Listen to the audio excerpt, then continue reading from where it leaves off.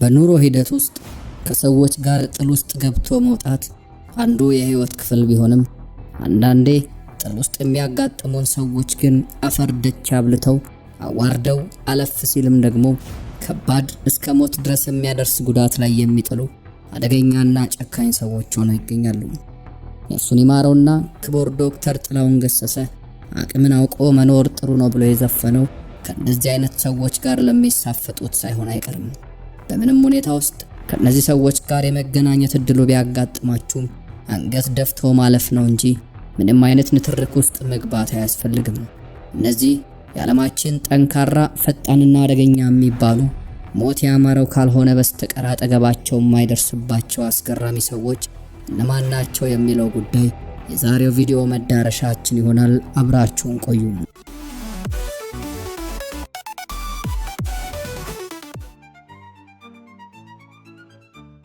መጀመሪያ ቻይናዊውን ውኩዌንግን እንመልከተው። ራሱን የገጠሩ ማርሻል አርቲስት እያለ የሚጠራውና እኔ ደግሞ ቻይናዊው ሰይዶ ብዬ የሰየምኩት የግለሰብ በሀገረ ቻይና ከጥንካሬው ጋር በተያያዘ በማህበራዊ ሚዲያዎች ላይ በሚያሰራጫቸው አስገራሚ ቪዲዮዎች ይታወቃል። እያንዳንዱ የሰውነቱ ክፍል እጅግ ጠንካራ እንደሆነና ከድንጋይ እስከ እንጨት ከብሎኬት እስከ ጡብ ከአጥንት እስከ ቅስም የማልሰባበረው ነገር የለም እያለ ተደጋጋሚ ቪዲዮዎችን ይለቃል። በተለይም ደግሞ ዚፕ ታይስ የሚባለውና ከፕላስቲክ የሚሰራውን ማሰሪያ እንደ ክር በጣት ሶስ ሲጥለው የተመለከቱ ሁሉ ይህን ሰውዬ በሩቁ እያሉ ይገኛሉ። በርካታ ድርጅቶች ጫናን ይቋቋማሉ፣ በምንም ሁኔታ ውስጥ አይጎዱም እያሉ የሚያመርቷቸው ምርቶች እርሱ ጋር ሲደርሱ አቅም ከድቷቸው በቅጽበት ውስጥ ተበታትነው ይቀራሉ። ታዲያ በእጁ ከሚያደቃቸው ነገሮች በተጨማሪ ይህ ሰው ሌላኛው አስፈሪ ነገሩ ደግሞ የእግሩ አደገኛነት ነው። ከጠንካራ እንጨቶች አንስቶ እስከ ብረቶች ድረስ የዚህን ሰው የእግር ዱላ መቋቋም ሲያቅታቸው ተስተውሏል። እሱ በእግሩ መጥቶ ያጣመማቸው ብረቶችን የተመለከቱ ሁሉ የለም ይሄማ በመኪና አደጋ የተጣመመ ብረት ነው ሲሉ ለማመን መቸገራቸውን ገልጿል። ከእጅና እግሩ በተጨማሪ አንገቱም የዋዛ እንዳልሆነ የሚነገርለት የሰው አንገቱ ስር አፕላስ ገብቶ ሲኮረሽሞ የተመለከተ በህልሜ ነው በእውኔ ብሎ ይወዛገባል። ብዙዎችም የዘመኑ ሃልክ የሚሉት ለዚሁ ነው። በመቀጠል የምንመለከተው ደግሞ ስቲልማን ወደኛ ስንተረጉመው ደግሞ ብረቱ ሰው ብለን የሰየምነውን አስገራሚ ሰው ይሆናል።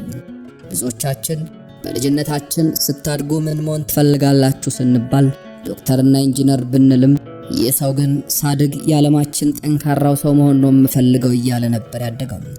በሀገረ ህንድ ኒው ዴሊ ከተማ የተወለደው ይህ አስገራሚ ሰው አሁንም ድረስ ይህንን ህልሙ ለማሳካት እየጣረ ሲሆን የሰውነቱን ጥንካሬ የተመለከቱ ሁሉ አሁንም እኮ ጠንካራው ሰው አንተ ነህ እያሉት ይገኛሉ።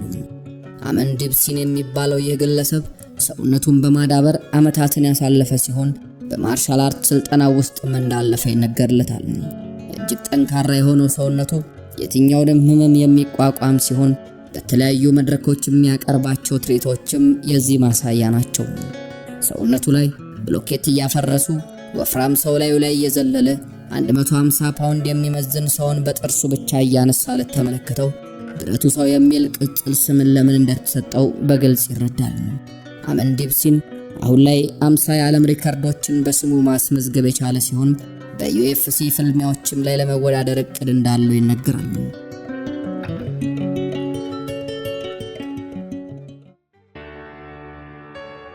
እስኪ አሁን ደግሞ ኒንጃውን ጊጋ ኡጉሩን እንመልከተው።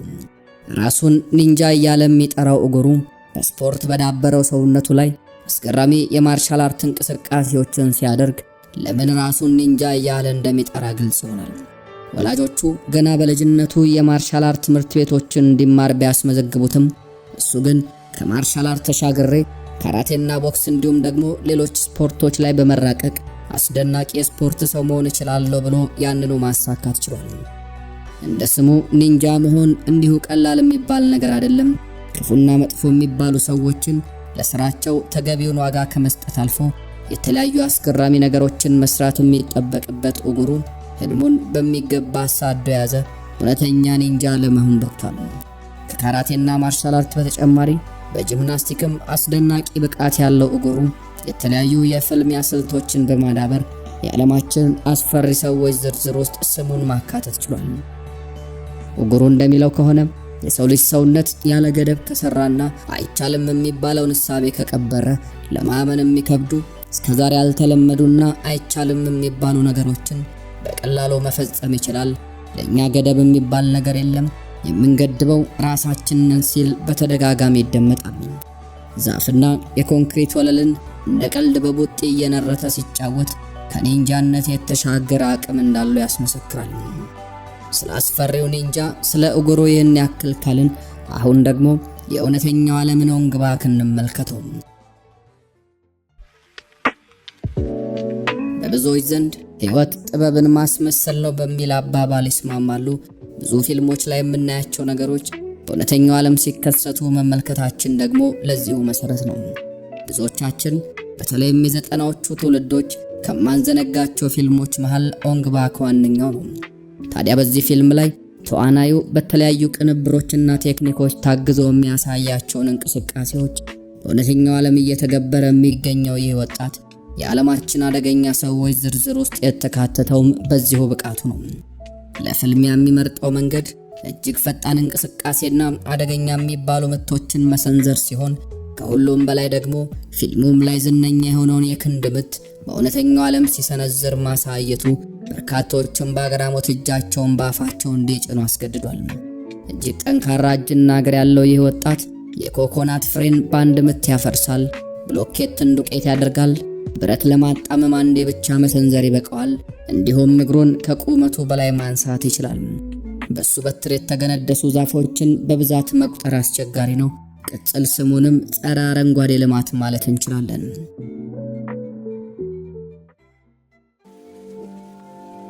በመቀጠል ደግሞ የሰማይ ስባሪ የሚያክለውን ማርቲን ፎርድ እንመልከተው። አሁን ላይ የማርቲንን ሰውነት ያዩ ሰዎች ከዚህ ቀደም እጅግ ቀጫጫ የክሪኬት ተጫዋች ነበር የሚለውን የታሪኩ ክፍል አብዝተው ለማመን ይቸገራሉ። በክሪኬት ስፖርት ትልቅ ደረጃ የመድረስ ህልም የነበረው ማርቲን በአንድ ወቅት ያጋጠመው ህመም ይህንን ህልም እርግፍ አድርጎ እንዲተው አስገድዶታል። ታዲያ ከዚህ በኋላ የፊትነስና የሰውነት ግንባታ ሊቅ ለመሆን የወሰነው ማርቲን በዚህኛው ደግሞ ተሳክቶለት አሁን ላይ 320 ፓውንድ የሚመዝን ወይም በሌላ አገላለጽ የሰማይ ስባሪ የሚያክል ስፖርተኛ ለመሆን በቅቷል። የ39 ዓመቱ ብሪታንያዊ ባለንቅሳቱ ግዙፍ ሰው ይህንን በስፖርት የዳበረ አስፈሪ ሰውነት በሚገባ ጠብቆ ለማቆየት ሙሉ አዳሩን ጂም ለማድረግ ተገዷል። በሳምንቱ 7 ቀናት በጂም የሚያሳልፈው ማርቲን አሁን ለደረሰበት ደረጃ ያበቃውን ምስጢር ከመሸሸግ ይልቅ ጂም ውስጥ ለሚያገኛቸው ወጣቶችም ልምዱን እንደሚያካፍል ይነገራል። በሰውነት ግንባታ እምብዛም ያልረካው ማርቲን በትወና ዓለምን መሳተፍ የቻለ ሲሆን በበርካታ ፊልሞች ላይ እጅግ ግዙፍ በሆነው ሰውነቱ ሲተውን ተመልክተናል። አንዲስፒዩትድ በተሰኘው ተከታታይ ፊልም፣ በጌም ኦፍ ትሮንስ እና በበርካታ ፊልሞች ላይ የተወነው ማርቲን አስፈሪ ሰውነቱን እየተንከባከበ አሁንም ህይወቱን ቀጥሏል። አሁን ደግሞ ልክ ጥንታዊ የቻይና ፊልሞች ላይ ያየናቸው እንዳደግናቸው ማስተሮች የሆኑትን ሺፉ ያንሌን እንመልከት። ይህ ሰው ገና የ14 ዓመት ልጅ እያለ ቤተሰቦቹ በአሳ ማስገር የሚኖሩበትን መንደር ለቆ ወደ ሻሎይን የተጓዘ ሲሆን የዚህም ጉዞ ዓላማ ደግሞ የስፖርት ልምምዱን ለማከናወን ነበር። በየቀኑ ንጋት 11 ሰዓት ተኩል ሲል ከእንቅልፉ የሚነሳው ሺፉ ሌሎች ተማሪዎች ወደ ተራራ የሚደረገውን ሩጫ ከመጀመራቸው አስቀድሞ የማስተሩን ቁርስ ያዘጋጅና የሚሮጡትን ተማሪዎች ይቀላቀላል። ታዲያ ይህ የተራራ ላይ ሩጫ አድካሚ የሚባል ቢሆንም ለሺፉ ግን የማሟሟቂያ ስፖርት ብቻ ነው።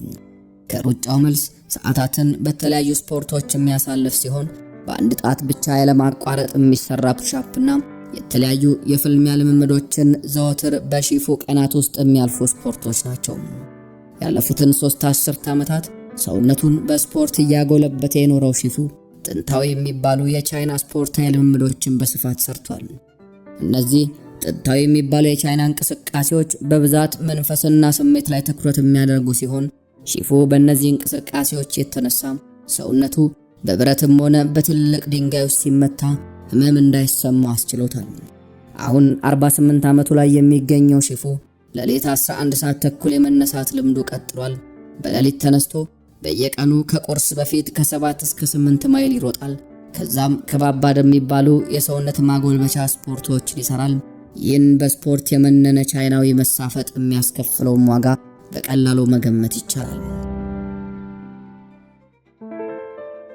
ቀጣይ የምንመለከተው ሰው ደግሞ ኤንዞር ሶሌሞናቭ ይባላል።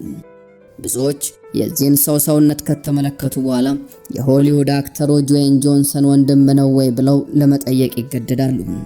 ምንም እንኳን ከአንድ ማህፀን ባይገኙም ከስፖርቱ ዓለም አብራክ ስለተገኙ የስፖርታዊ ወንድማማችነታቸው ግልጽ ነው። ኤንዞር በማህበራዊ ሚዲያዎች ላይ የተለያዩ አስገራሚ ስፖርታዊ እንቅስቃሴዎችን እየሰራ የሚለቃቸው ቪዲዮዎች በሚሊዮኖች እይታ ያላቸው ሲሆን ብዙዎች ሳድግ አንተን ነው መሆን የምፈልገው የሚል ኮሜንትን ለመጻፍ ይገደዳሉ። በተለይም ደግሞ የሰውነቱ ጥንካሬ ብዙዎችን የሚያስገርም ሲሆን በባዶ እጁ መኪናዎችን እንደ ሻንጣ ብድግ ሲያደርጋቸው በጥርሱና በእጁ ጠንካራ ብረቶችን ሲያጣምም የተመለከተ ሁሉ አጃኢብ ማለቱ አልቀረም። መንገድ ዘግተው የቆሙ መኪኖችን የማንሳት ስራ ቢጀምር ሳያዋጣው አይቀርም ማለት እንችላለን። በመጨረሻም የዓለማችን ጠንካራ እጅ ባለቤት የሆነውን ሙሐመድ ካራማኖቪችን እንመልከተው። ይህ ሰው የዓለማችን ጠንካራ እጅ ባለቤት ሲሆን ለመዶሻና ለመፍለጫ አልመለስም ያለው ሁሉ ለሱ እጅ ሲሆን ግን እጅ ሰጥተው ይፈረካከሳሉ። የቴኳንዶ ማስተር የሆነው ሙሐመድ አስቀድሞ ያስተማሩት መምህራኖቹ በእጁ ላይ ያለውን አስደናቂ ኃይል ካስተዋሉ በኋላ ነገሮች ተቀይሯል። በሀገረ ጀርመን ነዋሪነቱን ያደረገው ካራማኖቪች ተማሪዎቹና አድናቂዎቹ ባለመዶሻው እጅ የሚል ቅጽል ስም አውጥተውለታል። የተለያዩ ጠንካራ የሚባሉ ነገሮችን በቀላሉ በእጁ የሚሰብረው ካራማኖቪች በተለይም ደግሞ እጅግ ጠንካራ የሆነው የኮኮናትን ፍሬ በቀላሉ ሲበትነው ላየ የሰውየውን እጅ ለሰላምታ ለመጨበጥ ራሱ እንዲፈራ ያደርጓል። ከጥቂት ዓመታት በፊት 127 የኮኮናት ፍሬዎችን በአንድ ውድድር ላይ የሰበረው ካራማኖቪች 2017 ላይ ደግሞ ከ30 በላይ የቤዝቦል መምቻ ዱላዎችን ሰባብሮ ዓለምን ጉድ አስብሏል። እድሜ ቁጥር ብቻ ነው የሚለው የ60 ዓመት ባለጸጋው ካራማኖቪች ብዙ አድናቂዎቹና ታዳሚዎቹ በነበሩበት 97 የጣሳ መጠጦችን በ60 ሰከንዶች ውስጥ በመሰባበር የጊነስ የዓለም ሪከርድ ላይ ስሙን በማስመር የዓለማችን ባለጠንካራው እጅ ሰው የሚል ስያሜን ማግኘት ችሏል። እና ይህ ሰው በጥፊ ቢማታ የሚያደርሰው ጉዳት 7 ዘር ድረስ አይተላለፍም ትላላችሁ? ሐሳባችሁን በኮሜንት መስጫው ላይ አስፍሩልን።